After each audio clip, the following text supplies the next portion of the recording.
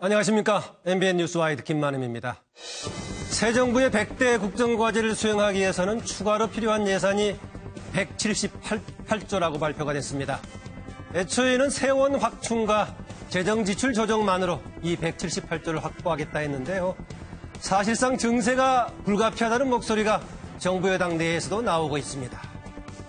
또 100대 국정과제 중 91개가, 91개가 법령의 재개정이 필요한 정책이라고 합니다. 465건의 법률이 국회에서 입법 조치로 뒷받침되어야 합니다.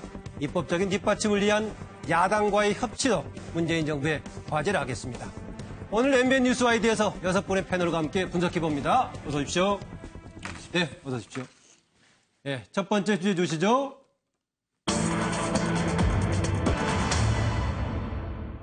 방아쇠 당긴 추미애 정치권 덮은 증세 논란입니다. 제가 앞서 얘기했다시피 이번에 문재인 정부의 100대 과제를 발표했는데 추가로 소요되는 예산이 178조인데요. 일단은 기존의 조세체계 내에서 세원을 확충하고 정부의 재정 지출을 잘 조정해가지고 해결하겠다 했는데 과연 그럴까라는 문제가 제기되고 있습니다. 일단 공식 발표 과정에서는 그런 식으로 발표를 됐죠. 그러나 당장 어제 있었던 경제장관에 의해서 김부겸 행자부 장관 행정안전부로 명칭이 바뀌었죠. 표일더라도 증세가 불가피하다는 점 논의해야 된다. 과거의 박근혜 정부에서처럼 증세 없는 복지로 잘 걷어서 지하경제 양성화 등으로 해결한다. 이런 식의 말은 안 된다라고 얘기했습니다. 추가로 추미애 대표가 나섰죠. 법인세 2천억 이상 부분과 초고득 소득자에 관해서 높일 필요가 있다. 고통분담해야 된다. 이런 얘기 나오고 있습니다. 그런데 오늘 청와대에서요. 이틀에 걸친 재정전략회의에서는 아직 청와대에서 이 부분에 관해서 공식 발표할 것은 없다. 얘기하긴 이르다라고 오늘까지는 정리했습니다. 여기 추가로 나온 얘기가요. 지금 노무현 전 대통령 시기 참여정부식 이야기입니다. 종합부동산세, 이른바 종부세 논란. 종부세를 당시 법안을 입법을 해가지고 여기에 대한 불만이 굉장히 많았죠. 그러면서도 종부세가 부동산 이른바 투자의 분위기를 잠재우는 데는 효과를 거두지 못했다 해서 여기에 대한 아픈 기억 때문에 혹시 그러는 거 아니냐 지적도 나오고 있고요. 그래서 담배값 올렸잖아요. 박 전 대통령 메모가 돼 있는데 증세하지 않겠다라고 했으면서도 담배값 올려가지고 사실상 이게 증세 아니냐 논란도 있었고 그 파장이 결국은 여론에도 좋지 않은 영향을 미쳤다는 얘기입니다. 이 관련해가지고 증세 없는 호구라는 주장했다가 결국은 배신자 됐다는 유승민 의원의 얘기까지 그림으로 나와 있습니다. 김부겸 얘기죠. 솔직해지자. 추미애 대표 얘기 이런 계속 나오고 있는데 꿈틀대고 있는 모습이 계속 나오고 있습니다. 뿐만이 아니라요. 제가 앞서 말씀드렸었지만은 이게 입법적으로 뒷받침돼야만이 결국은 구체적인 정책으로 수행될 수가 있는데 국회와의 협치 문제도 화제가 되고 있습니다. 그래서 일단은 첫 번째, 재원 관련해가지고 이 증세 논란이 불붙고 있는데 이 해법은 어느 방향으로 가는 게 좋겠는가라는 패널들의 의견을 구하는 순서입니다. 추가 자료 보겠습니다. 언제까지나 무슨 재정 허리띠를 졸라매서 몇십 조를 조달하겠습니다. 없는 해내지도 못하는 지하경제를 활성화해서 뭘 해내겠습니다. 자꾸 이런 이야기 하지 마시고요. 소득세 세율 조정이라든가 혹은 세율 인하 등등을 가지고 좀 더 정직하게 이야기를 해서 정세 문제에 대해서 조심스럽게 이제는 국민들에게 한번 토론을 요청하는 게 어떠냐 하는 거고요. 가장 큰 피해자가 수출 대기업이 아니고 서민들인 거예요. 서민들이 일자리도 없고 이 민생이 정말 고통 속에 신음을 하고 있는 겁니다. 그래서 확대 재정 정책을 펼치기 위해서는 어느 정도 세수 기반도 확보가 돼야 되는데 그것이 간접세로 하면 민생에 또다시 고통을 주는 거니까 여유 있는 계층에서 같이 고통을 분담한다는 차원에서 좀 초대기업 초고소득자를 대상으로 해서 세금을 좀 더 내주시라 호소를 하는 겁니다. 네, 여기까지 하시죠.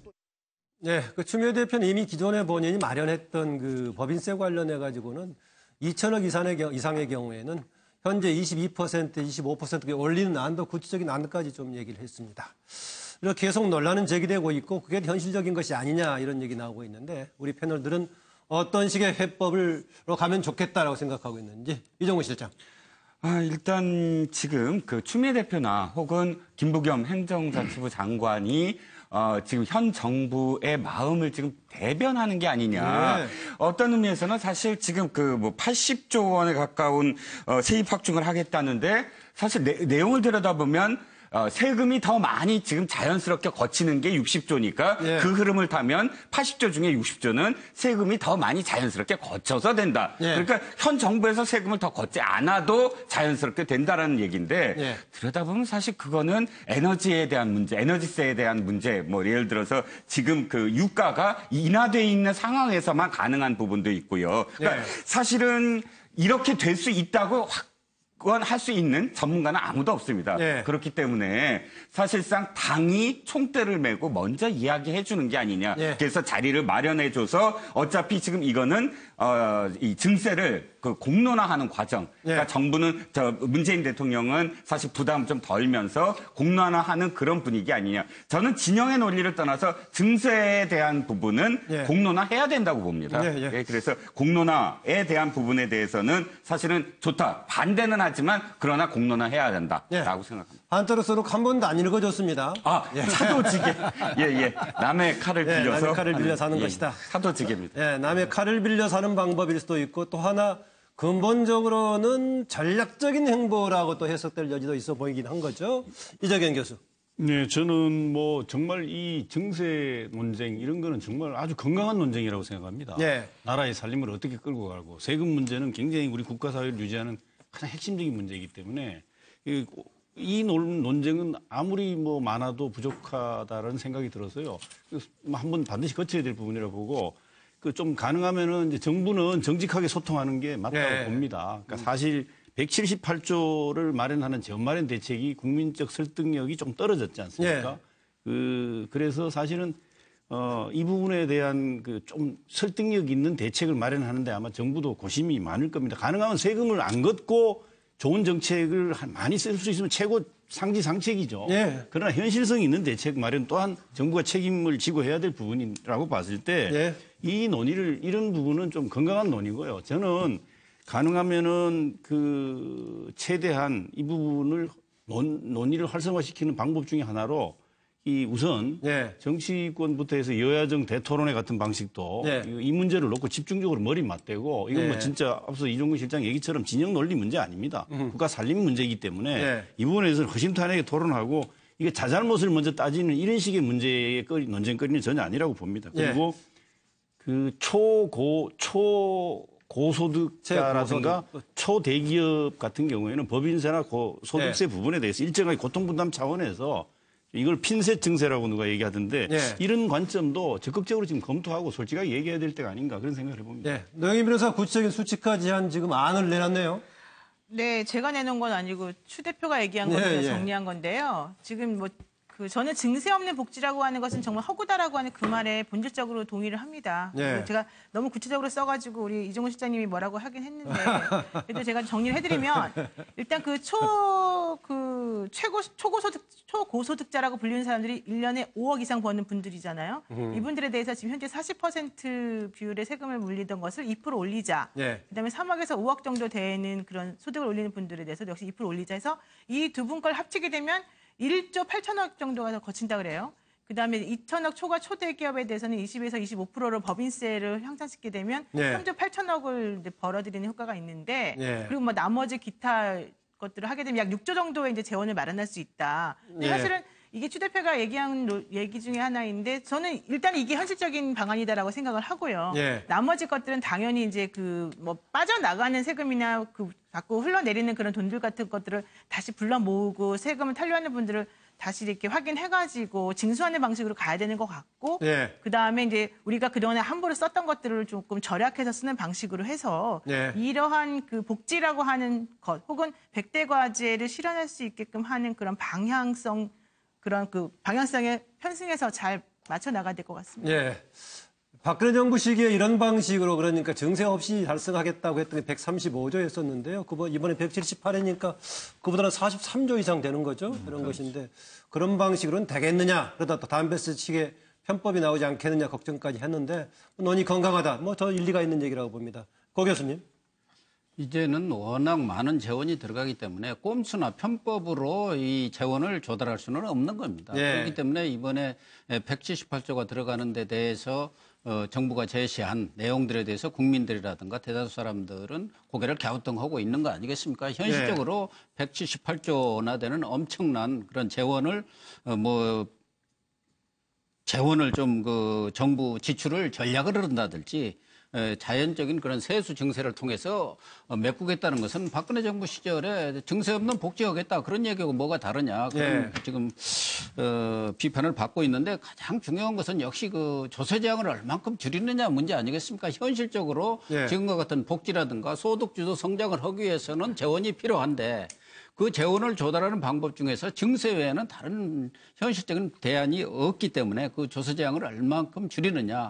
이 부분이 상당히 가장 핵심적인 사안인데 지금 현 정부 입장에서는 과거 노무현 정부 때 있었던 종부세, 종합부동산세의 그러한 그 기억이 상처가 엄청났던 것 아니겠습니까? 그리고 그 조세 제한 때문에 그것도 유야무야 됐고 지지출하게 결정적인 요인이 하나였죠. 박근혜 정부 시절에도 유승민 바른정당 의원이 당시 뭐 증세 없는 복지는 허구라고 했다가 배신의 정치로 찍혀갖고 어려움을 겪었지 않습니까? 그렇기 때문에 그 조세 제한을 줄이기 위해서 담배세 인상 같은 그 간접세 인상을 통해서 이렇게 꼼수로 인상을 했던 것 아니겠습니까? 그렇다고 본다면은 그동안 민주당이 야당 시절부터 끊임없이 주장해 온 게 있습니다. 과거 MB 정권 때 법인세 인하한 부분을 원상 회복을 해야 한다. 그렇다고 하더라도 그 중에서도 뭐 이번에 추미애 대표가 제시했던 것처럼 국민들의 조세 제한도 적고 지금 바른정당이라든가 또 뭐 국민의당 이런 쪽에서도 뭐 거의 찬성을 하고 있는 뭐 어떻게 보면 쪽집게 뭐 핀셋 정세라고 이렇게 얘기를 하고 있는 초고소득자 또 초대기업들, 재벌들에 대한 증세, 그래서 법인세를 조금 올리고 그렇게 함으로 인해서 재원을 확보하는 방법 외에는 다른 방법은 없다고 봅니다. 네, 박상명 교수. 네, 지금 문재인 정부는 이 대목과 관련해서만큼은 솔직하게 말할 수 있을 것 같아요. 왜냐하면 국민들도 이제 알고 있습니다. 그리고 우리가 이 복지의 수준을 얼마나 더 높여야 될지도 국민들도 알고 있거든요. 이제는 솔직하게 말하자. 답은 정세뿐입니다.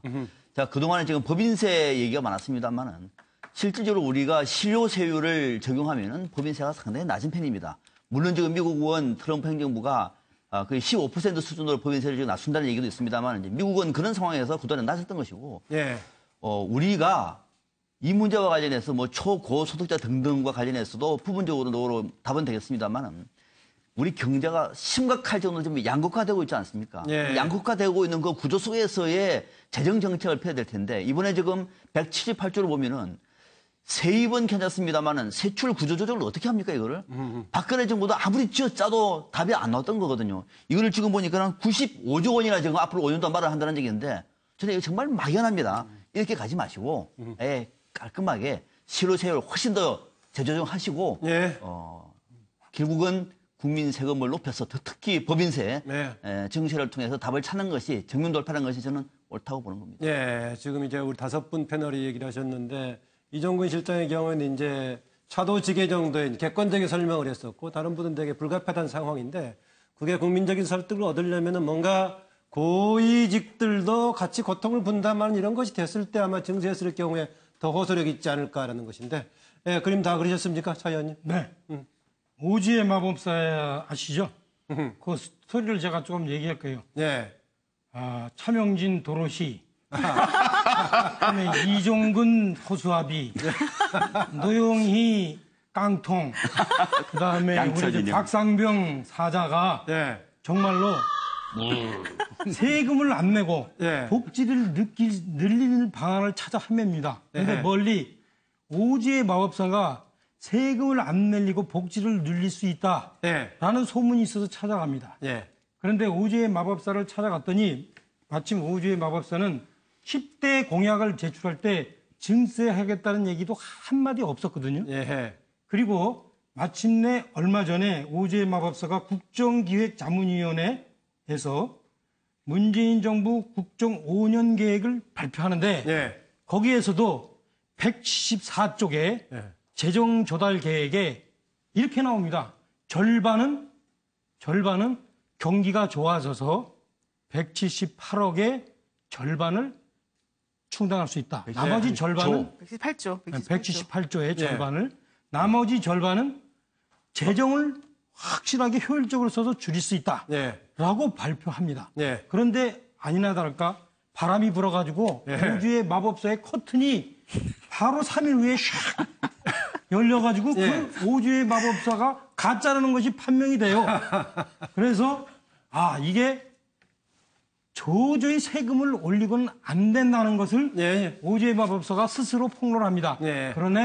그러나 지금 우리가 얘기하듯이 이미 도로시와 그다음에 이 깡통과 허수아비와 사자는 이미 그 과정에 세금을 본인들이 올리지 않으면 안 된다는 것을 이제는 알게 된 거예요.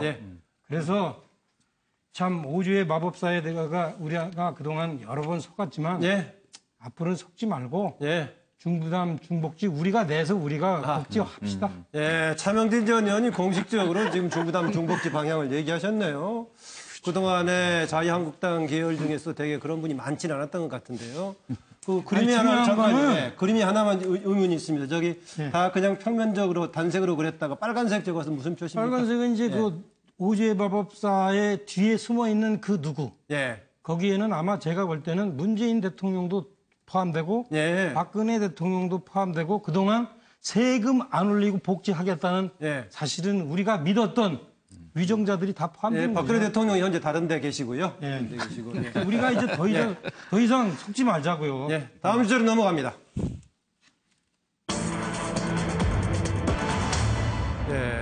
꼼꼼하게 통제, 이거저거 다 통제했는데 박근혜 전 대통령이 꿈꾼 대한민국은 과연 무엇이었을까라는 거였습니다.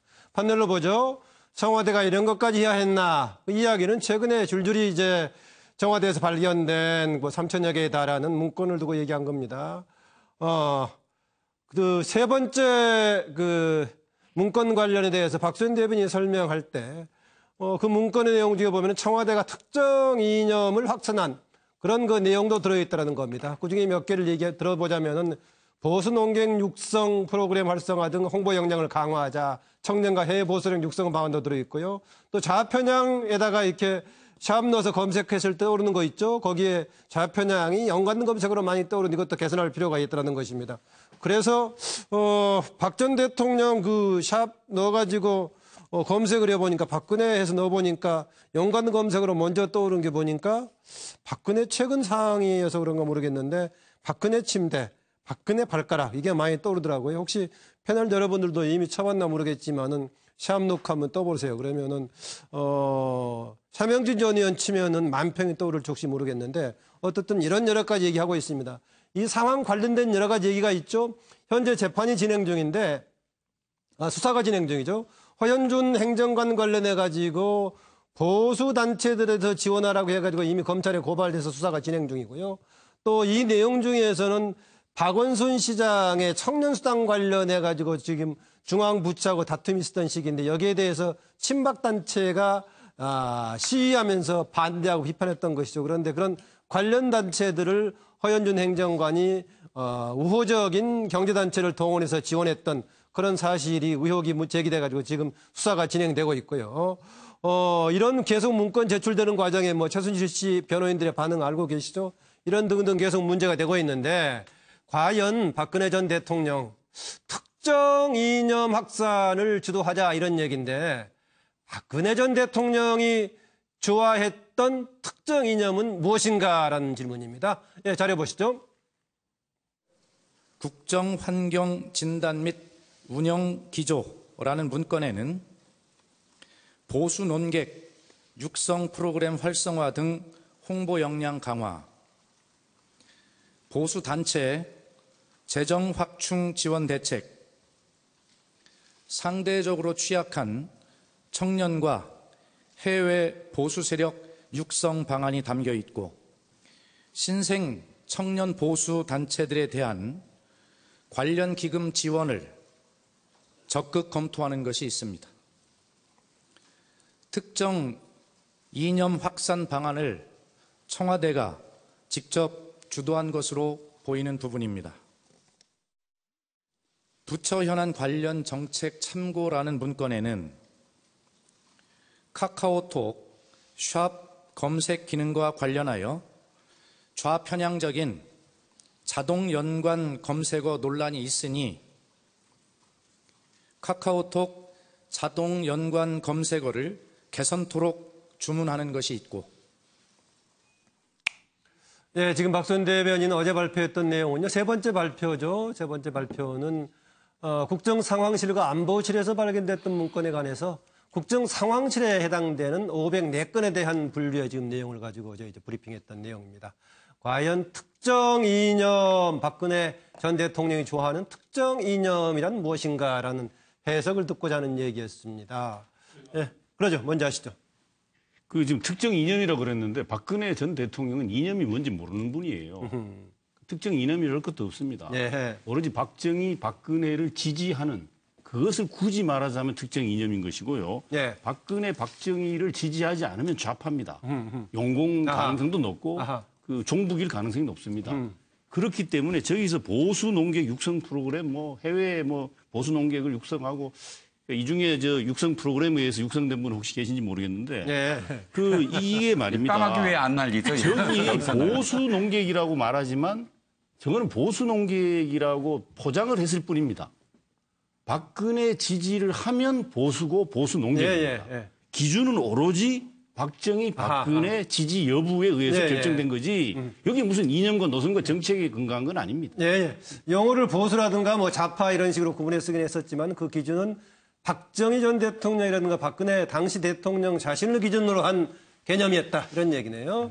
네, 박상병 교수 이어서 하겠다고요? 네, 우리 현대 정치사를 보면은 박정희 전 대통령의 영향력이 우리 현대 정치사에서는 굉장히 큰 비중을 같은 맥락 얘기네요. 예. 다시 말하면 박근혜 전 대통령의 이념, 가치, 뭐 아무튼 어떤 개념으로 하더라도 지향성은 아버지 박정희주의를 따르는 겁니다. 예.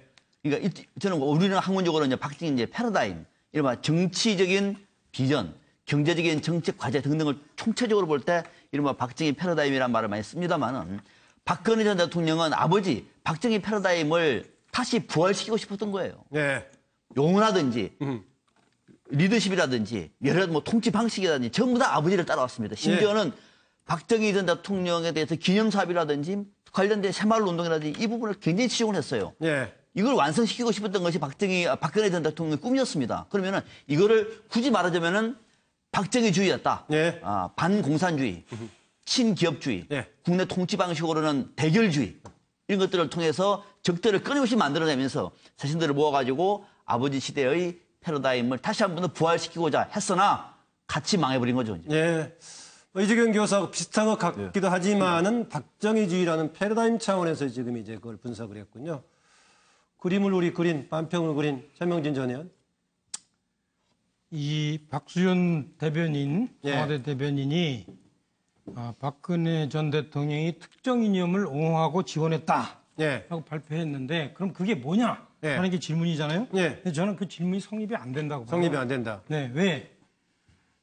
자기가 읽어준 거에 대해서 저는 그 내용이 정말인지 전 모르겠습니다. 그럼 질문하지 말고 중단할까요, 방송? 아니요. 일단 제 얘기 들어보세요. 질문을 잘못하신 거예요. 들어보세요. 예. 자, 저분이 저 얘기를 발표를 저렇게 할 자격이 있는지, 그리고 그것을 우리가 믿어야 되는지, 왜? 저분은 발표할 때 특정 대통령 지정 기록물이 아니라고 했는데, 대통령 지정 기록물이 아니는 거를 박근혜 전 대통령이나 황교안 대행한테 물어봤어요. 하여튼, 대통령 기록물법 18조에 의하면 대통령이 지정하도록 돼 있어요. 물어보지도 않고 자기가 아니라고 판단하는 것도 저는 맞지 않고. 황교안 총리나 박 전 대통령은 지금 대통령 아니죠. 그러니까 그 문건을 한 대통령에게 이 그 대통령 지정 기록물을 지정할 권한과 책무가 있는 겁니다. 그걸 다 치고요. 그다음에 범법 사실이 내용이기 때문에 또 이걸 자기가 발표할 수 있다고 그랬는데 그게 범법인지 아닌지 그걸 왜 자기가 판단합니까? 그것도 저는 더 이해가 안 가고 그다음에 마지막으로 세 번째 이거 지금 발표한 시기도 2달 있다가 발표한 게 상당히 다분히 정치적으로 어떤 이슈를 덮기 위한 그런 의도가 있어요. 그래서 이러한 근거기 때문에 저는 저분이 저런 내용을 발표한 것에 대해서 그것을 해석할 의무가 없어요. 알겠습니다. 그 내용 자체가 저는 근거가 믿음이 없기 때문에 그래서 저런 내용 자체가 저는 독수독과 근거 없는 내용 발표다. 그래서 제 의견을 묻고 싶으면 내용 가져와 가지고 저한테 같이 한번 의논해서 물어보자. 노영희 변호사, 이게 독수독과 하면 이제 법정에 주로 쓰는 용어인데 지금 이제 차명진 전 의원이 하는 얘기가 이게 지금 그 했던 관리하는 처리하는 방식 자체가 지금 적법해 보이지 않으니까 그걸 토대로 해서 분석한 결과 특정 이념을 옹호하는 활동을 했다 하는 것 자체가 성립되지 않는다라는 차 의원의 주장입니다. 그거는 조금 아닌 것 같아요. 왜냐하면 그 독수독과 이론이라고 하는 거는 그런 식으로 그 수집하는 방식이 불법적이고 위법적이기 때문에 증거를 사용하지 못한다는 뜻인 것이지 그 내용 자체에 대해서 우리가 논의도 못한다라고 하는 건 아니기 때문에 제가 봤을 땐 지금 여기서 질문은 이제 논의를 한번 해보자. 그게 먼저 한번 알아보자 이 정도니까요. 제가 봤을 때 이 특정 이념이라고 하는 것은 기본적으로는 친박 보수 단체들이 좋아하는 그런 이념이나 성향 혹은 골통친박이라고 불리는 분들이 원했던 그러한 방향성들을 말하는 게 아닌가. 그래서 그런 것들을 구체적으로 나타내는 것으로는 우리가 지난번에 블랙리스트를 만들었었지 않습니까? 그 블랙리스트 만들 때 그 기준하고 같은 것으로 좀 보면 좀 쉽지 않을까 생각합니다. 이정훈 실장. 잠깐 여기 한마디 하겠대요. 자, 제 얘기 들어보세요. 그러니까 저분이 박근혜 대통령이 특정 이념을 지원 지지했다라는 증거가 어디 있어요? 저게 그냥 누가 제출한 문건인지 박근혜 전 대통령이 그걸 읽었는지 그 얘기인가요? 그 작성 내용을 지시했는지 알 수 없는 거예요. 차명진이가 지금 보수 논객인데 저는 박근혜 전 대통령 할 때 단돈 한 푼도 지원받은 적도 없고 어디 방송에 나가라고 귀뜸 받은 것도 없습니다. 이거 왜 자꾸 그런 식으로 얘기합니까? 아니 어디선가 지원 받은 사람 있을 수 있죠. 찾아내라고 할 수 있나요? 질문이 그 박근혜 전 대통령이 좋아하는 특정 이념 이것 자체를 물어보기보다는 지난 정권에서 만들어진 그 문서에서 만들어진 그러니까 문서에서 언급되고 있는 특정 이념이 무엇인지를 우리가 생각해보자 이런 뜻이거든요. 그 차 의원의 경우에는 그 문건 자체 실체도 지금 확정된 게 아니다라는 식의 지금 주장입니다. 문서 자체가 불법적으로 수집되었고 그것을 증거로 무슨 사용할 수 문건인지 모르겠다는 주장이죠. 없다라고 하는 것은 충분히 받아들일 수 있는 주장인데 그렇다 하더라도 그 문서에 그런 글씨가 써 있는 것 자체를 우리가 부인할 수는 없기 때문에 그게 무엇인지 생각해보자라는 거죠. 그러니까 이정훈 실장. 일단은 문서에 그러니까 이 정부의 관계자들이 만들어진 문서 내용 속에서의 특정 이념이란 무엇인가 이 질문이 맞는다 이 말씀이신 것 같습니다. 그러면 이 정부에서 어쨌든 생산해낸 이 부분과 관련해서 왜 이런 말들이 그럼 계속 나왔는가에 대해서 이해를 해본다면 사실은 세월호 이후에 사실 이런 어떤 그런 그 특정 그 단체라든지 이 지원 얘기가 나오거든요. 그럼 이 정부는 사실은 그 전 정부에서 봤던 광우병 시위가 1년 동안 계속된 그 상황 속에서 첫 해에 그렇게 됨으로써 나머지 4년이 사실은 제대로 일을 못했다라는 어떤 추억. 그다음에 자신의 어떤 정부가 들어섰을 때 국정원 대책위에서 계속 이때 시위가 일어나고 그다음에 세월호까지도 사실은 점점 그렇게 확산되면서 이게 대책을 세워야 되겠다라고 해서 사실 거기에 대한 어떤 트라우마가 있었던 게 아닌가. 그런데 결국은 전국 전환을 하기 가장 편한 방법이 진영을 구축해서 이렇게 계속 이 진영에 대한 어떤 그런 이 논란이 부추겨지는 점. 그것이 너무 쉽게 전국 전환을 하려는 어떤 그런 유혹에 넘어가는 게 아니냐. 이런 비판적인 어떤 생각도 가질 수가 있다. 고영지 교수님 오래 기다리셨네요. 차 교수님이 그런 기록, 그 문서의 신빙성이라든가 또 그것이 과연 대통령 기록물이냐 이런 부분에 대해서 문제점을 제기하는 것은 옳은 말씀입니다. 그러나 그 나온 문서 자체가 어디 외부에서 이렇게 나온 것은 아니라고 볼 수가 있지 않습니까? 청와대에서 나온 문서들이고 거기에는 개인적인 메모도 있지만 국정기획 비서관이 직접 말하자면 청와대에서 생산한 그 공적인 그런 유인물이라든가 그런 문건들이 많기 때문에 그 자체에 그 자체가 전혀 신빙성이 없다든가 그 자체를 믿을 수가 없다고 이렇게까지 하는 것은 조금 과한 거 아닌가 보여지고 네. 저는 뭐 제2의 유신 이념이라고 얘기를 했는데 네. 사실은 뭐 이게 아버지 박정희 시대하고는 조금 다르다고 봅니다. 그래도 박정희 초기에 그런 상공화국이라든가 이런 때의 그런 어떤 박정희 통치의 기본은 국가 재건이라든가 경제 부흥 이런 쪽에 초점이 맞춰 있었다면은 유신 정권이라는 것은 어떻게 보면은 구구 방공, 정권 안보, 국가주의 이런 것들이 아주 기승을 부리던 시절이고 거기에서 박근혜 대통령이 영부인 말하자면 유경수 여사를 대신해서 영부인을 하면서 권력의 행태라든가 권력을 활용하는 법이라든가 통치의 방식들을 배웠기 때문에 그것이 그대로 박근혜 대통령 시절에 그대로 그 머릿속에 유신의 그런 그 어떤 기억들 거기에서 배웠던 그런 정치 행태들이 나타나고 있는 거 아닙니까? 그게 말하자면은 블랙리스트로도 나타나고 국정 역사 교과서로도 나타나고 좌파 척결로도 나타나고 그렇기 때문에 저는 저것은 제2의 그 나온 자료로 볼 때는 제2의 유신 이념을 구현을 해야겠다. 이렇게 저는 보고 있습니다. 뭐 이념 관련된 얘기는 그동안에 다른 논란 과정에서 나왔었죠. 김기춘 실장 얘기가 나온 바도 있었고 다른 얘기 나왔는데 오늘 논의는 이번에 나왔던 추가로 지금 청와대에서 전 정부 박근혜 정부 시기하고 관련해서 나왔던 문건들이고요. 그 문건들이 나왔던 시기까지 적시가 돼 있죠. 2013년 몇 월부터 16년 몇 월까지 나왔던 적시가 돼 있는데요. 차 의원의 경우에는 다른 부분에 대한 적법성 논란뿐만이 아니라 심지어는 그러다 보니까 실체까지도 과연 근거가 있는 거냐 문제를 제기했는데 또 다른 의견도 있으니까는요. 다음 주에 넘어갑니다. 쓴소리 오행시 발표 이것은 자유한국당 얘기입니다. 자유한국당 혁신을 이제 하는 과정 속에서 나왔던 얘기고 황제 장화 신겨주는 것을 받았던 그 홍준표 대표 얘기죠. 흥행인의 자신감 무엇인가 뭘 두고 자신감으로 얘기했는가 판례를 보죠. 홍준표 대표가 연말이면 과거 지지층 회복할 거다라는 얘기를 했습니다. 이게 허세인가 정말 자신감인가. 연말이면 과거 지지층 회복이라는 것이 한때 제1당을 했던 얘기인지 아니면은 홍준표 대표가 대선 후보로 받았던 24%를 얘기하는 것인지 모르겠는데 하여튼 과거 지지층을 회복하겠다. 뭐가 근거냐라는 것이니까는 뭐 특별한 근거는 없지만은 자체 여론조사에서는 회복세가 뚜렷하다. 이런 정도 얘기입니다. 그리고 혁신이 본격화되면 민심이 달라질 거다라는 것인데 그 혁신을 주도하는 유석준 교수, 유석준 혁신위원장은 지금 혁신 방향은 우클릭을 강화하는 쪽으로 가고 있고요. 탄핵 과정의 잘잘못을 따질 것이다. 이렇게 하고 있는데 그것이 과연 이제 민심을 달라지게 할 수 있을 것인가라는 얘기입니다.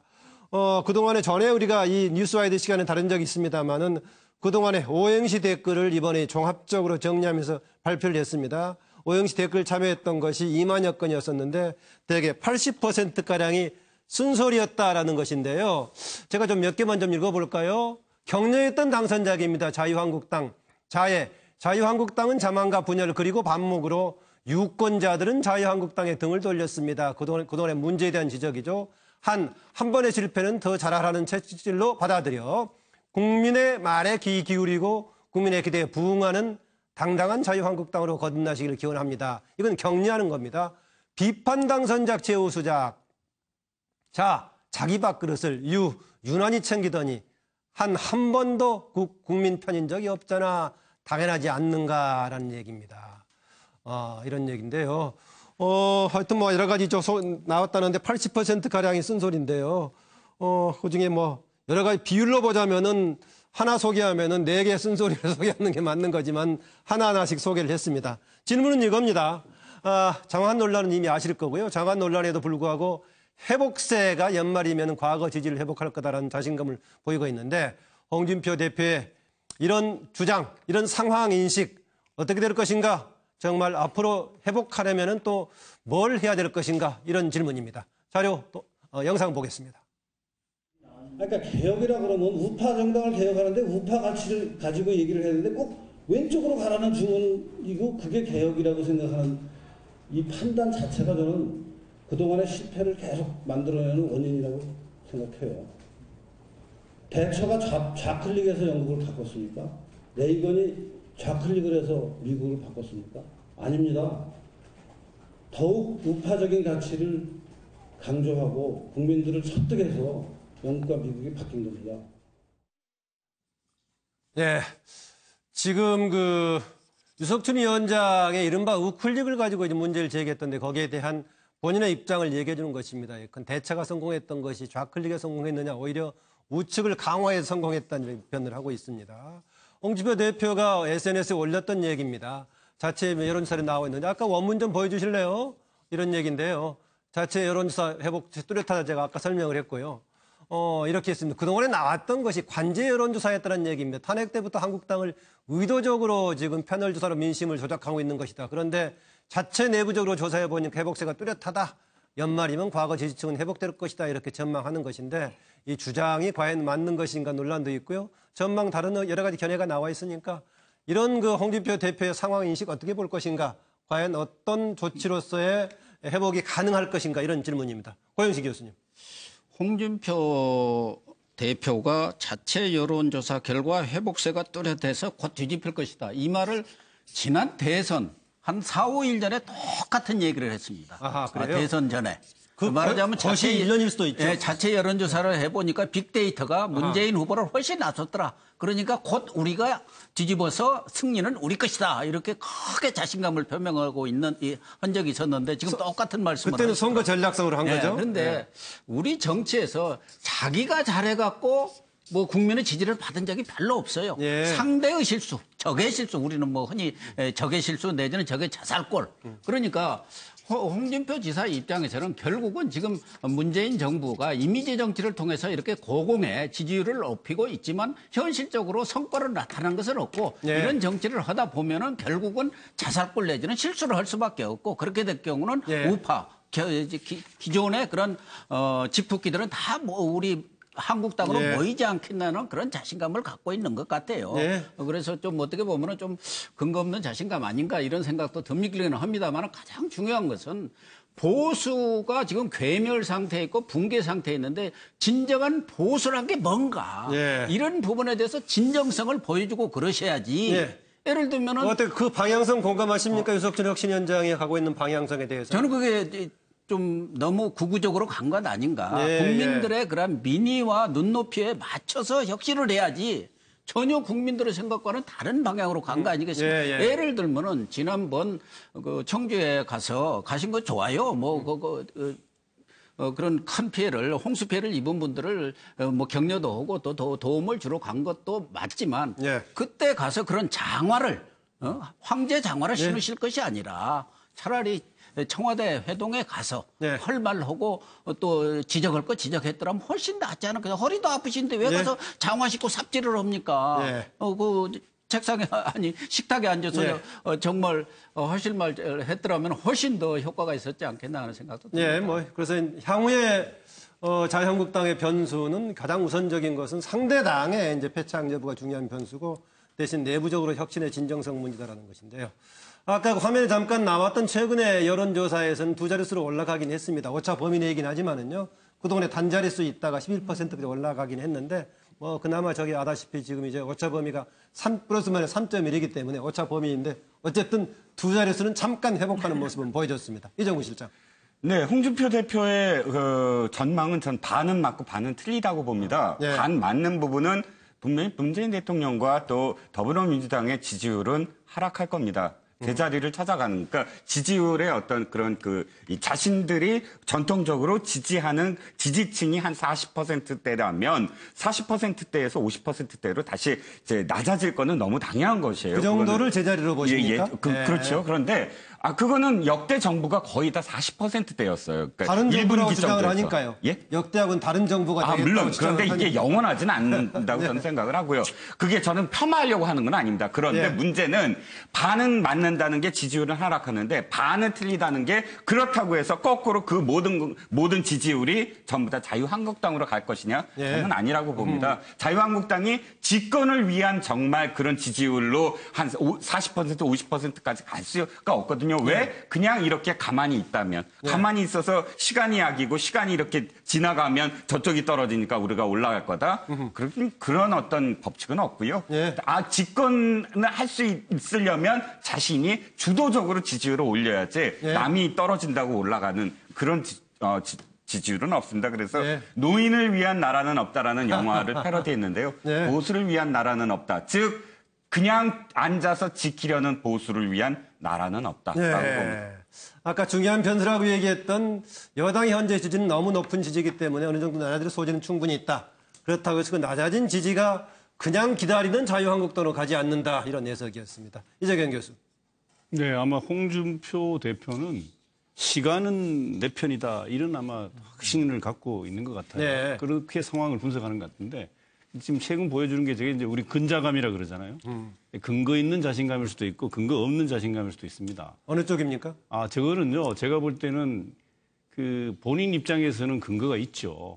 이제 객관성을 갖고 있다고 보여지지는 않습니다. 근데 그러나 분명한 것은 어쨌든 당 대표로서 지금 저는 홍당화라 그러는데 친홍 체제를 구축하는 과정에서 자신감을 불어넣는 아마 내부 결속력의 의미가 대단히 크다 이렇게 보여져요. 그런데 분명한 건 있습니다. 과거로 돌아가면 과거의 지지율이 회복될 거라는 생각을 버려야 됩니다. 재밌는 지적이네요. 이건 정말 지금 최근에 보여주고 있는 일련의 혁신위원장의 모습은 완전히 과거로 돌아가서 과거의 지지율을 회복하겠다는 그런 식의 생각이 드러난 것 같아서 제가 보기엔 좀 안타깝고요. 저는 제1야당이 자기 모습을 빨리 찾기를 바라는 마음에서 확실히 뒤집어야 됩니다. 그래서 뒤집어서 정말 보수의 마음을 가져올 수 있도록 확연하게 뒤집는 그런 해서 그 친홍 체제를 확실하게 구축해 감으로써 지지율을 다시 회복하는 그러니까 본인이 말한 근거 있는 자신감을 구현할 필요가 있다.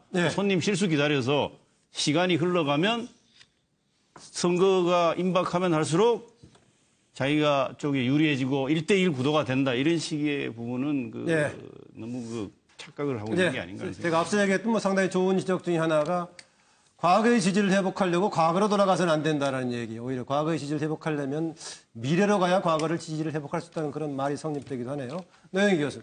노영희 변호사. 이런 말이 있는데요. 악플이 무플보다 낫다 이런 말이 있습니다. 그러니까 무관심보다는 관심을 가지고 뭔가 얘기를 하는 것 자체가 더 앞으로 발전할 가능성을 보여준다 이런 얘기가 되겠는데요. 이번에 오행시 관련해서도 80%가 물론 따끔한 쓴소리였겠지만 그럼에도 불구하고 자유한국당에 보내는 국민들의 관심이라고 저는 생각을 하거든요. 그렇게 생각을 해본다면 지금 홍준표 대표가 말하는 그런 과거의 지지율 회복은 어느 정도는 저는 충분히 가능한 것이다라고 생각하고 그렇게 될 수밖에 없다고 봅니다. 왜냐하면 사람들이라고 하는 거는 성향이나 자신이 그동안 지지해왔던 그런 가치들이 쉽게 바뀌지 않거든요. 그렇기 때문에 그동안 실망했던 사람들이라도 앞으로 우리가 진정한 보수의 가치가 뭐고 개념이 무엇인지 건전한 보수가 어떤 식으로 나아가야 되는지를 만약에 이 자유한국당에서 보여준다면 당연히 거기에 동조하고 더 발전해서 같이 나아가려고 노력을 할 것 같고요. 그러다 보면 당연히 지지율도 어느 정도 일정 정도는 회복을 할 것 같습니다. 좀 가능성을 꽤 주는 얘기 같네요. 차명진 전 의원. 지금 다들 말씀하신 것들이 다 타당성이 있기 때문에 저는 현재 전국 기상도를 제가 만평으로 그려서 설명하겠습니다. 문재인 나무의 감이 현재는 이제 탱글탱글 익어가지고 떨어질 때가 다 됐어요. 그래서 이 홍준표 이 농꾼은 저거 올라가서 괜히 다치기보다는 누워서 기다리면 반드시 떨어진다라는 생각을 하고 누워서 기다립니다. 저 위치는 맞습니까? 놓인 위치가? 아니나 다를까 한계가 떨어졌어요. 홍씨인가? 얼마 전에 홍씨야? 소위 말하면 청와대 영수회담이라는 걸 했는데 영수회담의 주제가 사실은 원내대표 모아놓고 얘기하는 것보다 낮은 수준에서 되어 있어서 사실 국민들이 볼 땐 저러려고 영수회담 했나? 라고 생각을 할 수밖에 없게 만들었어요. 그래서 차라리 홍준표 대표처럼 들러리 서지 않기 위해서 안 가는 게 낫겠다라는 것이 국민들 여론이었습니다. 물론 이제 일단 하나는 받은 걸로 봅니까? 그렇죠. 그래서 거기에 대해서 이제 상당히 기분 나쁜 일부 이제 사람들이 마치 그걸 장화 신으러 갔다, 황제 장화다 이렇게 비난하지만 국민들이 볼 때는 차명진 전 의원도 옛날에 황제 얘기 들은 적 있었죠. 그렇죠. 국민들이 볼 때는 자꾸 아픈 추억을 해석이지 마시고. 그 얘기 제가 또 설명하려면 또 길어요. 알았어요. 예, 예. 홍준표 대표는 하여튼 그것을 기다린 겁니다. 그런데 이 전략이 사실은 얼마 전에 안철수 대표가 예. 써먹은 전략이에요. 예. 문재인 이길 자 누굽니까? 아무것도 안 하고 기다렸더니 지지율이 올랐었거든요. 예. 그리고 사실은 그 전에 문재인 대통령이 대표일 때도 써먹은 전략입니다. 안철수 당시 의원과 상시 당권 갈등할 때 예. 끝까지 버티어서 사실은 당권도 먹고 좀 대통령 줄여주시죠. 후보도 예. 됐습니다. 네. 하여튼 근데 하나만 설명드리면 이해운 참 농꾼은 새로 신임 농꾼인데 어떻게 지금 저거 올라가서 딸까 예. 기다리는데 잘 안 따지죠. 예. 네. 예.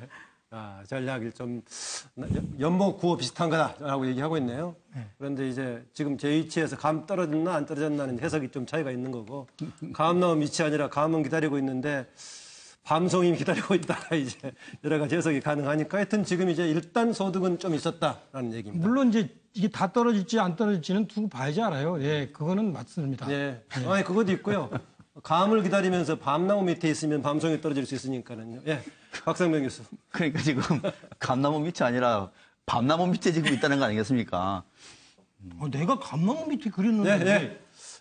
지금 할 건 많습니다. 빨리 가시죠. 예. 밤나무 비슷하게 저는 봤습니다. 예.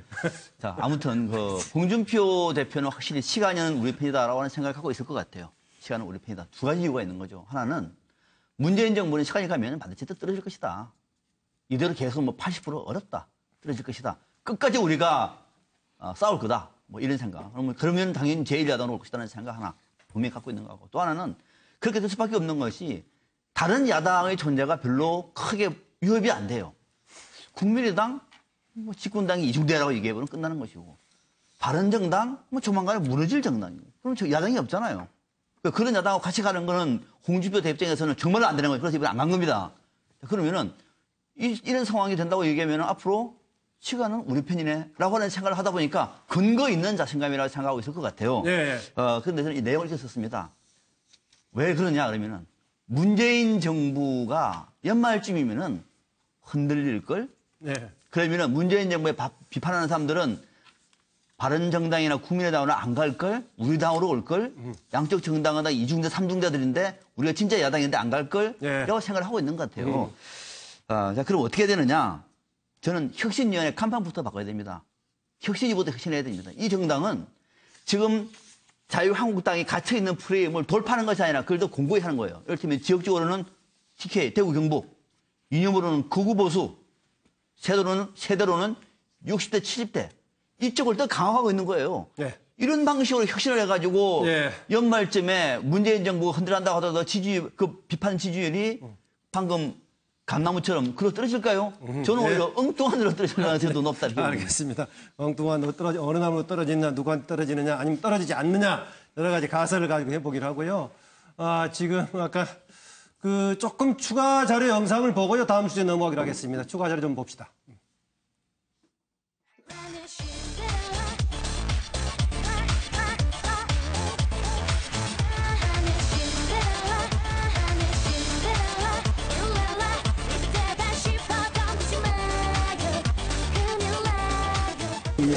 징계 절차라는 거는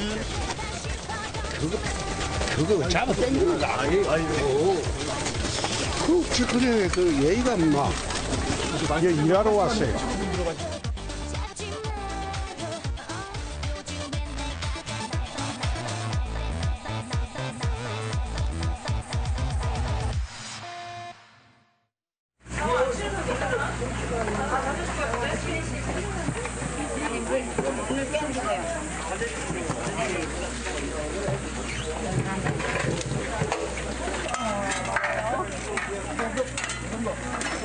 근데 이거는 솜이 뭉쳐가지고 못 쓰겠다. 뭉쳐도 하여튼 그건 나중에 뽀송뽀송해지면 할 일이고.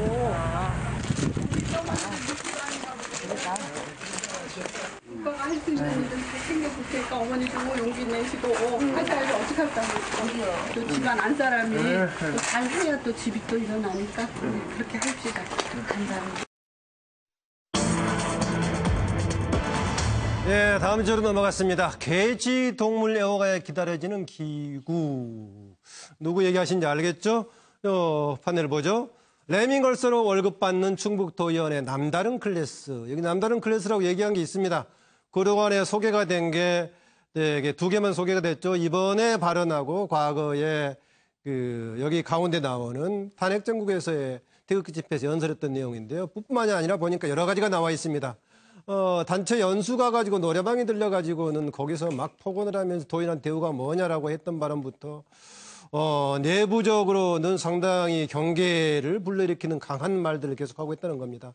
아다시피 미친 게 사살이야 이것은 탄핵 정국에서 국회에는 지금 광견병에 걸린 미친 개가 250이나 있다. 뭐 사살해야 된다. 국회뿐만이 아니라 언론 또 법조도 마찬가지다라는 계속 얘기를 했습니다.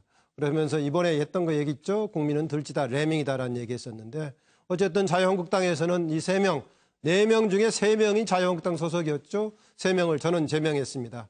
이재명 성남시장 해서 이것을 또 맞대응해서 상당히 강하게 비판했네요. 어쨌든 간에 국민을 세금으로 본다면 당신들은 레밍이 낸 세금으로 놀다 오는 거냐라는 비판이 계속되고 있는 것입니다. 바로 지금 이런 발언을 했는데 지금 귀국 준비 중이고 돌아오는 중이죠. 예, 이렇게 국민은 들쥐라고 했던 김학철 도의원 내일 귀국 후에 이번에는 첫 발언을 뭐라고 할까라는 질문입니다. 예, 자료 보면서 준비해 주시죠. 개가 사람을 물면 어떻게 해야 됩니까? 애완견은 단련해줘야 되겠지만 사람의 위해를 가하는 미친 개들은 사살해야 됩니다.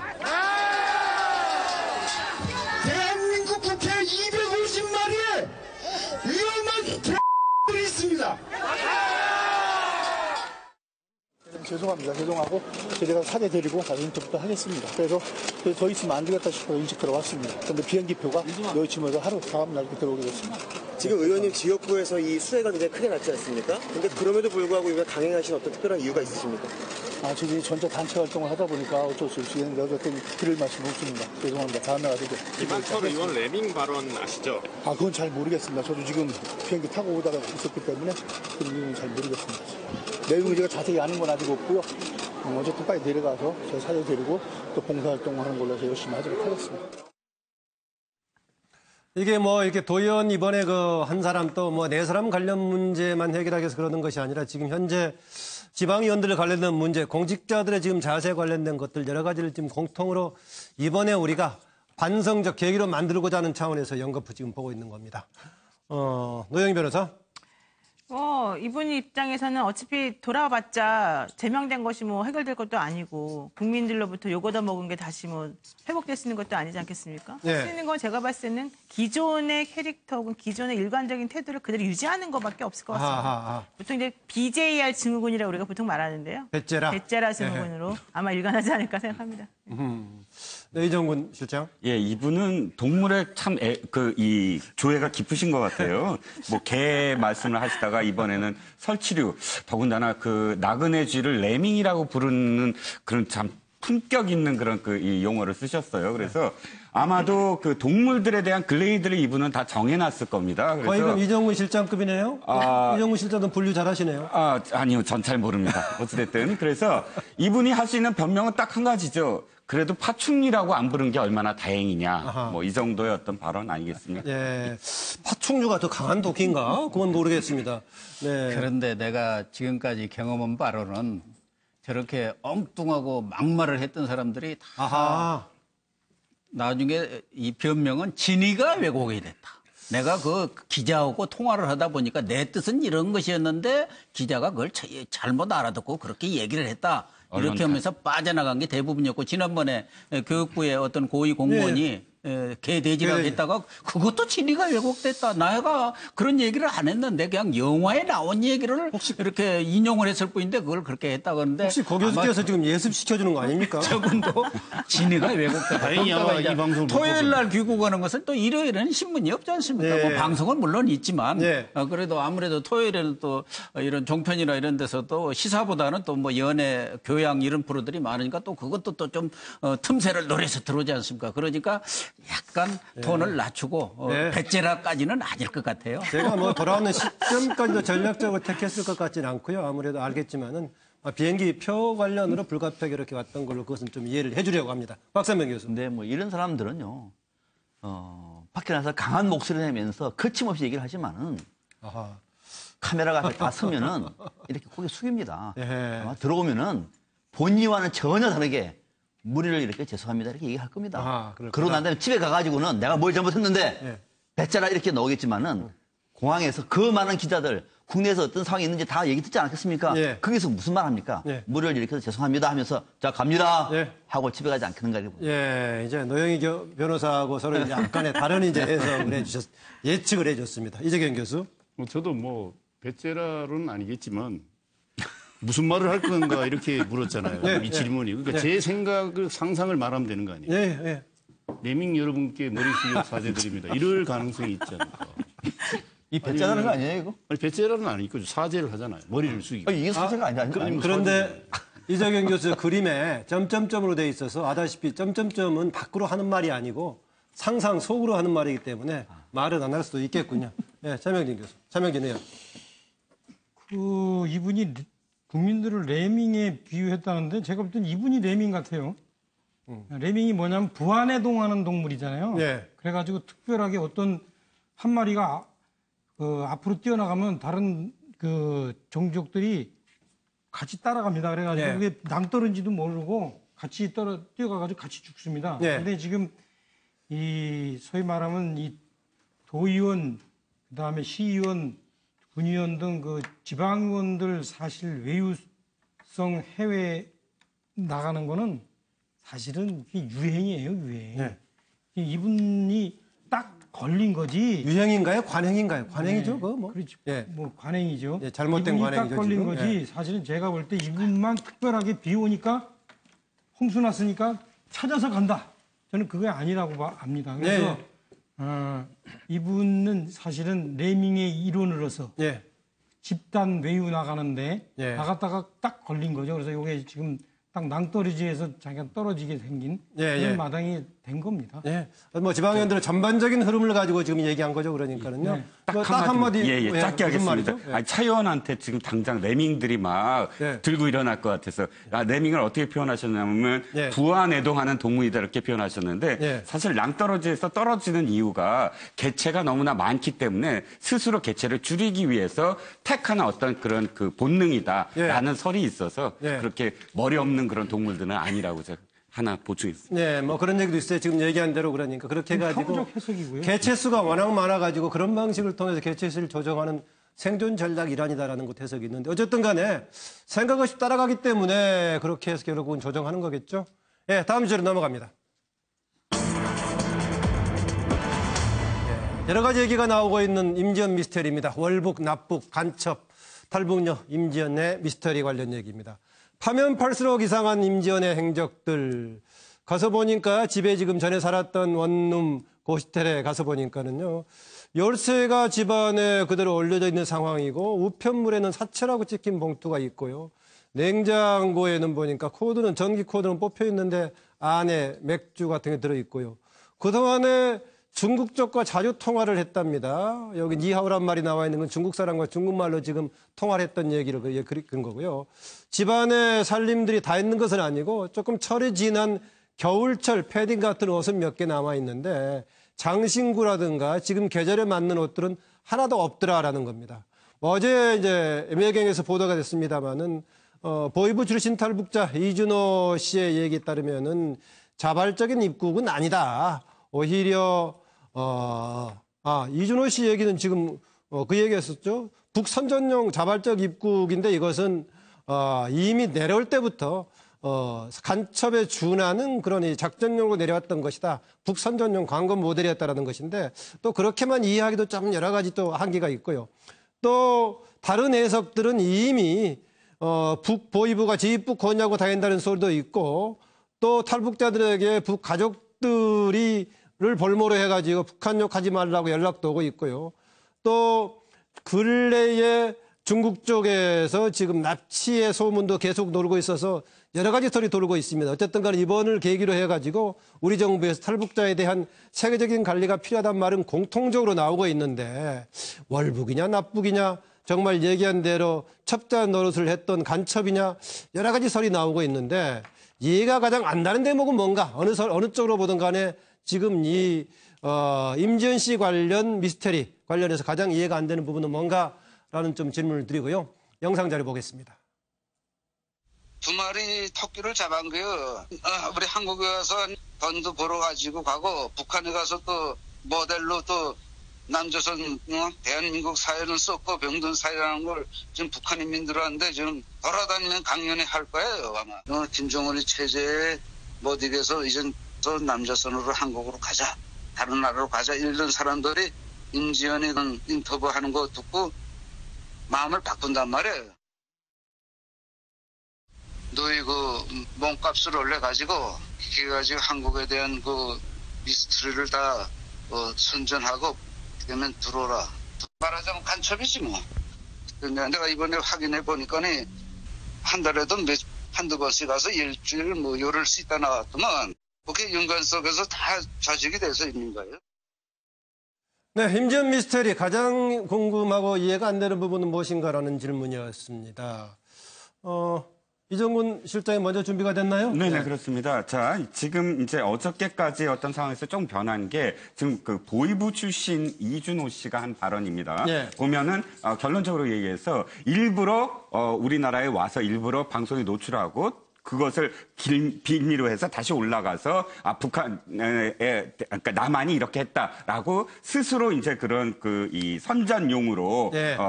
이 월북과 납북을 월북과 월남을 되풀이했다라는 것인데 그렇다면 저는 하나 이해가 안 가는 게 처음부터 그렇게 기획을 했다면 임지연 씨가 훨씬 더 밝은 얼굴로 만세를 부르면서 찬양을 할 수도 있습니다. 예. 왜? 내가 지금 사실은 내 마음 먹고 남한을 왔더니 남한에서 내가 마음 먹고 이렇게 했다. 그리고 돌아왔더니 정말로 이러이러한 그 김정은 체제가 훨씬 좋더라 예. 하고 밝게 선전을 하고 찬양을 하고 돌아올 생각 안 할 겁니다. 예. 아마. 예. 그러면 그렇게 찬양을 할 텐데 보면 대개 어떤 사람들은 그렇게 했어요. 또 다시 돌아간 사람들. 기존에. 그런데 지금 보면 굉장히 슬퍼하고 되게 떨고 있어요. 그건 지금 탈북한 사람들이 공통적으로 얘기하는 것이 지금 표정이 굉장히 어둡다. 네.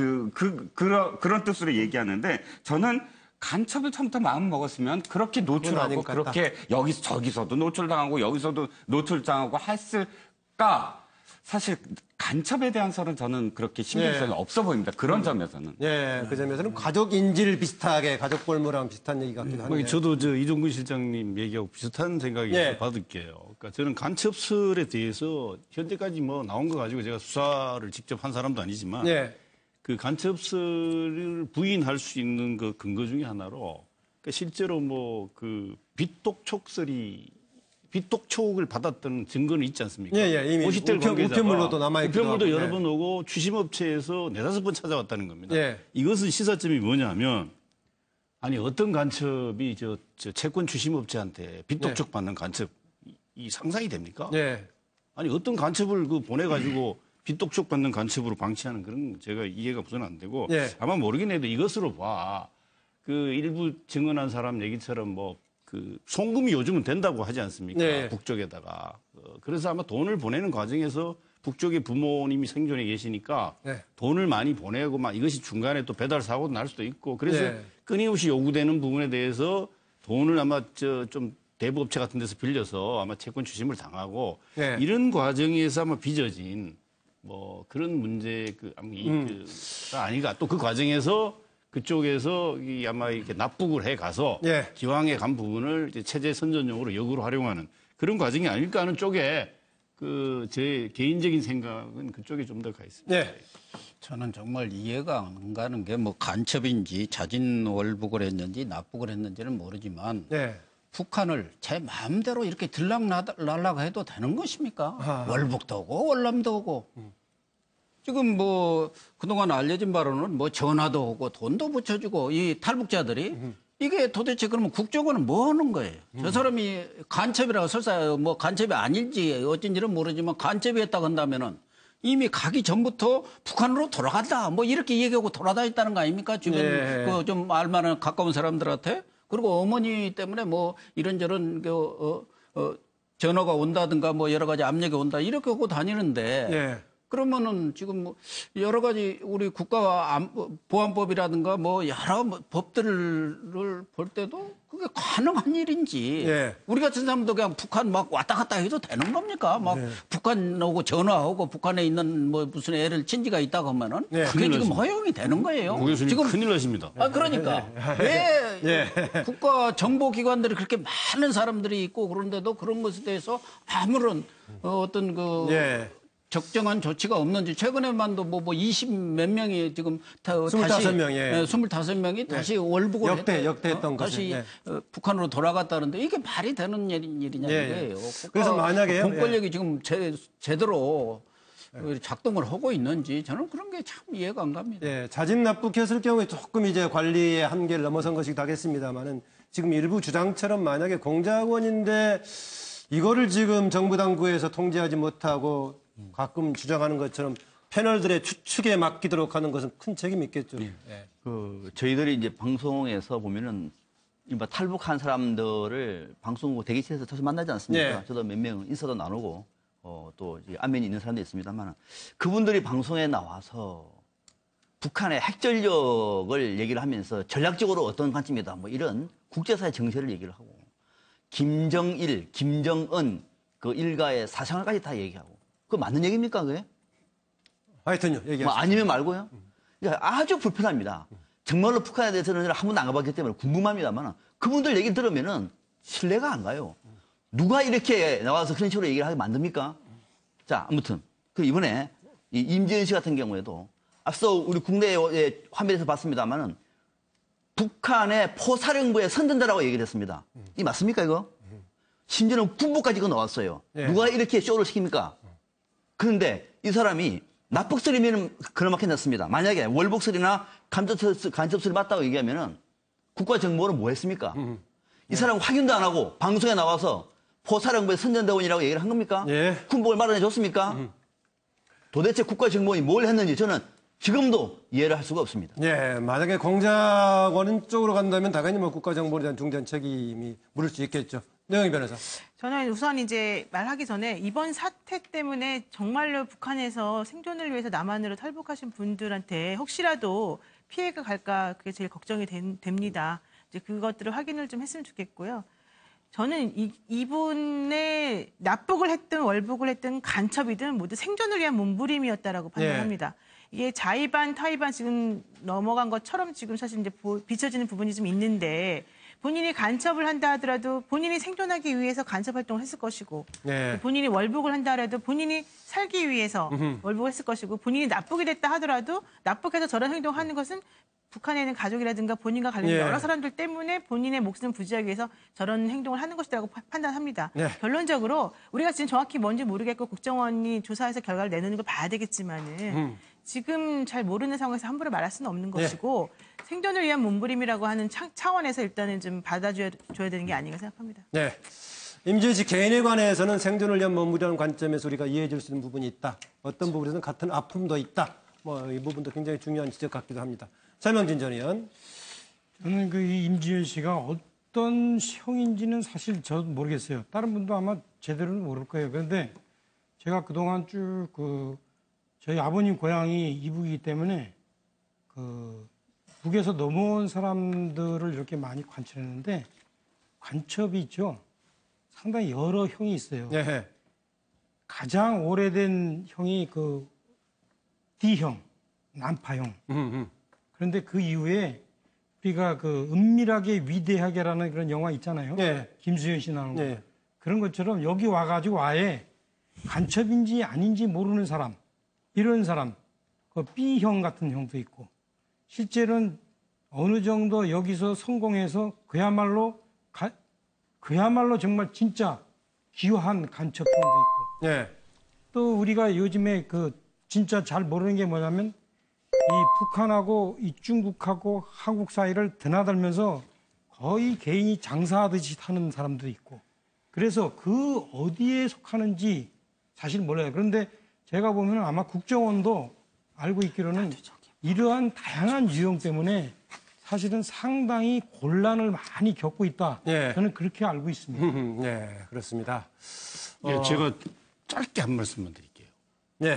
아니, 왜냐하면 우리가 이제 얘기하다 보니까 자꾸 이제 뭐 그 임지연 씨 때문에 자칫 지금 3만여 명의 탈북자 시대에 이 탈북하고 계신 분들이 더 안 그래도 적응이 어려운데 네. 문화와 사회 환경에 이분들에 대해서 또 너무 막 자칫 이 분위기가 이분들이 더 어렵게 할 그 분위기가 예. 될까 봐 약간 예, 염려가 그렇습니다. 되고요. 예. 하여튼 전반적으로 이 탈북자 분들에 대한 아주 이렇게 잘 정착할 수 있는 지원책의 전반을 점검한다 이런 차원으로 접근을 해야지. 맞습니다. 다시 예. 또 공안의 관점에서 뭐 이 사람들이 간첩 여부에 대해서 엄밀하게 더 철저하게 또 조사해야 된다 이런 식으로 나는 안 갔으면 하는 생각을 좀. 네, 여러 가지를 복합적으로 생각을 해야 될 겁니다. 아까 그 점에서는 그 노영희 변호사가 얘기했던 어느 측면이든 간에 인간적으로는 생존을 위한 몸부림의 차원에서 우리가 좀 봐줄 점도 있다 이런 얘기였습니다. 지금 속보가 나온 것 중에서요. 제가 앞에서 소개했을 때 오늘 회의 2차 재정전략회의 마감 때까지는 청와대 쪽에서는 당장은 어느 방향으로 증세할지 이 방향이 잡힌 게 없다. 지금 청와대가 얘기하는 상황은 아니다라고 했었는데 보니까 문재인 대통령이 직접 얘기를 했네요. 증세 이제 확정해야 될 시기다. 방향 잡혔다고 생각한다.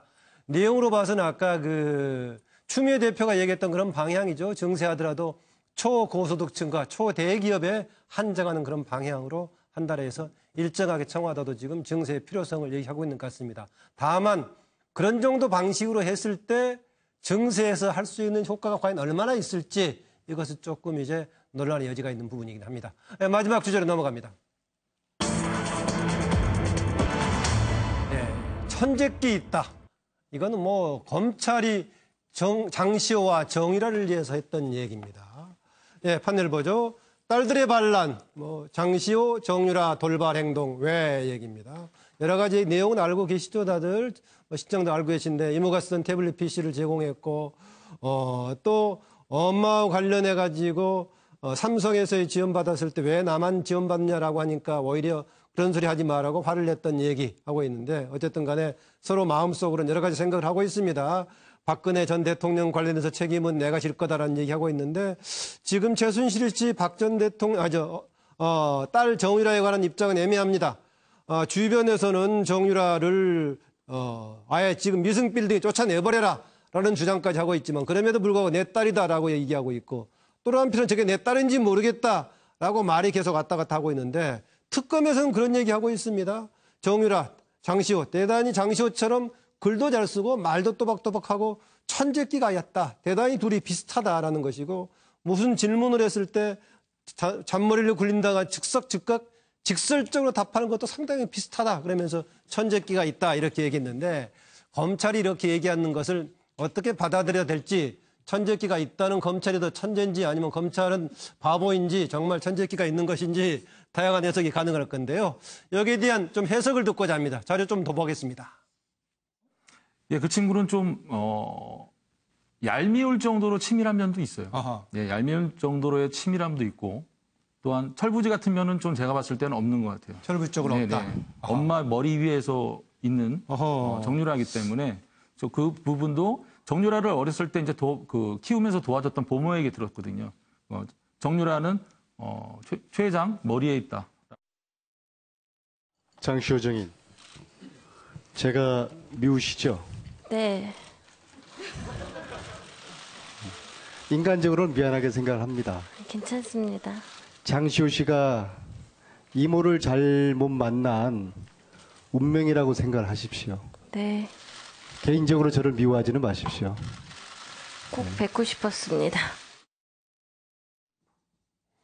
예, 지금 검찰 얘기입니다. 천재끼가 있다. 특검 배신 진술에서 빗발한 천재끼 얘기했는데요. 장시호도 머리가 굉장히 비상하고 그랬지만 정유라가 쓴 편지나 이런 걸 보면은 변호사보다 낫다. 변호사보다 낫다는 얘기 주목하십시오. 글을 잘 쓴다.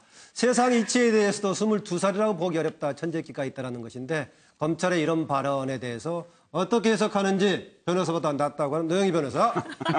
네, 저보다 난 건 확실한 것 같습니다. 두 분 다.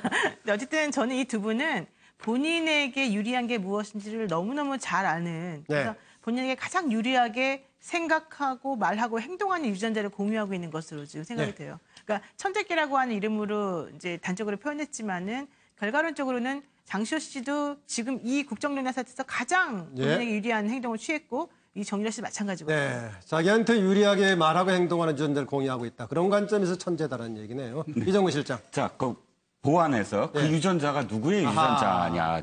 진짜 천재는 최태민입니다. 왜? 나라를 그렇게 완전히 들어먹는 그런 어떤 그 용기와 또 모든 사람을 다 속이는 그러면서 완전 범죄잖아요. 최태민은. 그래서 진짜 천재 최태민의 유전자. 다 그 유전자를 고스란히 물려받았다. 계속 전략적인 차원에서 가고 있네요. 차명진 전 의원. 저는 너무나 쉬운 문제인데. 쉬운 문제다. 어렵게 대답을 하시네요. 이게 뭐냐면 쉬운 답 같은데요.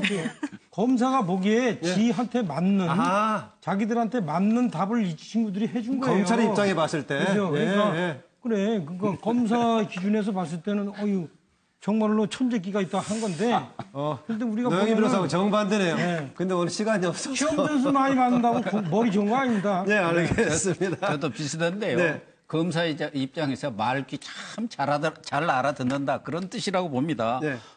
저 두 사람이야 박근혜 전 대통령한테 부채가 있는 것도 아니고 또 최순실 씨는 어쨌든 재기불능, 회생불능이라는 그런 판단이 내려진 상황에서 너희들이 살 길이 뭔지 잘 생각해봐라 하면 거기에 맞게 착착착 답변해 주니까 천재라고 그러지. 검사들이 그 머리 좋은 검사들이 천재라고 하는 게 그걸 천재에서 천재게. 딱 한마디 추가하면 짧게 노영희 변호사 드릴게요. 검찰이 그렇게 단순하거나 바보가 아니기 때문에 그렇게 나에게 맞는 말 했다고 무조건 천재라고 하진 않습니다. 그 얘기였습니까? 변호사라고 또 검사 띄우죠. 알았습니다.